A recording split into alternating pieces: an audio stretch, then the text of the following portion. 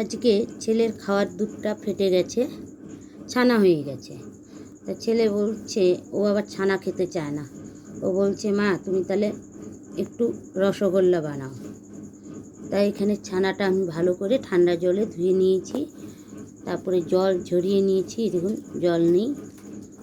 এটা হলো কালোটা দেখছেন, এটা হলো ওই যে দুধের হাঁড়ির চাচিটা। সব নিয়ে নিয়েছি, কেন ফেলবো, নষ্ট করার কিছুই নেই। এই চাচিগুলোও নিয়েছি। তার সাথে যেহেতু ঘরে খাবো তাই সব নষ্ট করাটা উচিত না, দেওয়াটাই উচিত।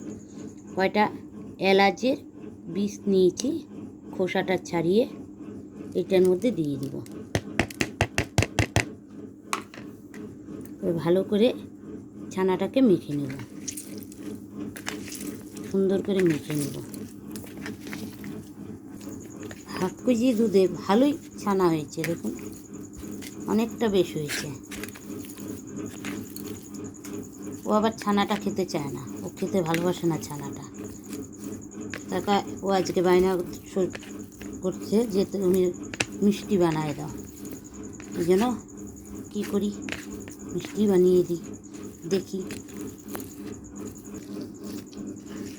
এই ছানাটাকে এইভাবে মেখে নিচ্ছি। এখন ছেলে ভিডিও ধরেছে। বন্ধুরা, ছানা মাখতে মাখতে কম হয়ে গেল, একসঙ্গে মিশে গেছে। দেখেন ছানাটাকে বেশ ভালো করে ময়াম দিতে লাগে, নয়তো মিষ্টিটা ভালো হয় না। বন্ধুরা, আজকে আমি রসগোল্লা খাবো বলে মার কাছে বায়না ধরলাম, মা তাই বানাবে। তাই রসগোল্লা শুনে তো আমার একটু একটা গান মনে পড়লো, তাই আপনাদের কাছে একটা গানটা আমি বলতেছি। যদি ভালো লাগে অবশ্যই কমেন্টে জানাবেন। নেন আমি বলতেছি।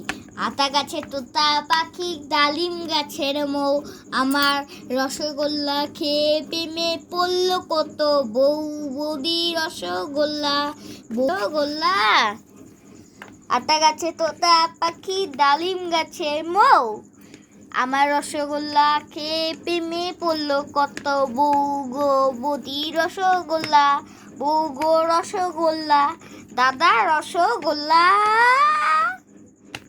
যদি বন্ধুরা ভিডিওটি আমার ভালো লাগে, আমার অবশ্যই লাইক কমেন্ট শেয়ার করবেন। আর আমি এই গানটি করলাম, কমেন্টের নিচে অবশ্যই জানাবেন আর কেমন হয়েছে।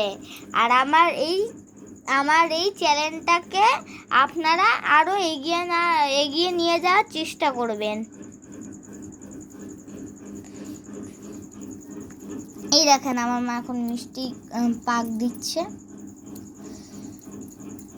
আপনারা যদি লাইক আর সাবস্ক্রাইব করেন, সবার কাছে শেয়ার করেন, তাহলে আমরা খুব খুশি হব, আমরা আরও এগিয়ে যেতে পারবো। আপনাদের কাছে এটাই বিনোদন, আপনারা এই ভিডিওটা দেখবেন, আপনারা লাইক সাবস্ক্রাইব অবশ্যই করবেন। যদি ভালো হয় ভিডিওটি, তাহলে সবাই লাইক কমেন্ট শেয়ার সাবস্ক্রাইব করবেন আর কমেন্টের নিচে জানাবেন কেমন হয়েছে। এই দেখেন কত সুন্দর বানাচ্ছে। কথা বলতে বলতে আমার হয়ে গেল।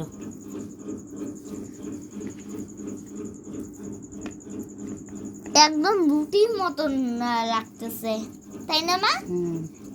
রুটি যেরকম মাখার পর যেরকম করতে হয়, এই যে লম্বা টাইপের, তারপর গোল দিতে হয়, ওরকম করেছে মা। আপনাদের ওইটা দেখাতে পারলাম না, কারণ আমি আপনাদের সঙ্গে কথা বলছিলাম।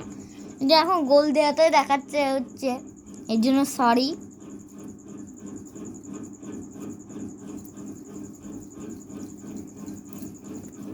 হয়ে গেছে দেখুন, হাফ কেজি দুধের ছানা দিয়ে এই কটা হয়েছে। এই যে 3-6টা হয়ে যাবে। এখন আমি চিনির শিরা বানাবো। জল বসিয়ে দিয়েছি গ্যাসে, এখন চিনি দিয়ে দিচ্ছি। চিনি দিয়ে ভালো করে শিরাটা বানিয়ে নিব। আর চিনি দিব না, 2টা এলাচ দিয়ে দিচ্ছি। খুব একটা ঘন শিরা করব না। এখন আমি এর মধ্যে ছানাগুলো দিয়ে দিচ্ছি। এরকমভাবে সব কয়টা ছানা আমি দিয়ে দেবো। দেখেন বন্ধুরা কি সুন্দর ফুলে উঠেছে। মিষ্টিটা আমাদের হয়ে গেছে, এখন নামিয়ে ফেলবো। দেখো বন্ধুরা আমার রসগোল্লা বানানো হয়ে গেছে, কি সুন্দর হয়েছে, একদম বাজারের মতন কেনা রসগোল্লার মতন হয়েছে। আপনাদের যদি রেসিপিটি ভালো লাগে অবশ্যই লাইক কমেন্ট শেয়ার সাবস্ক্রাইব করবেন। মা লক্ষ্মী কিচেন এরকম নতুন নতুন রেসিপি দিবে।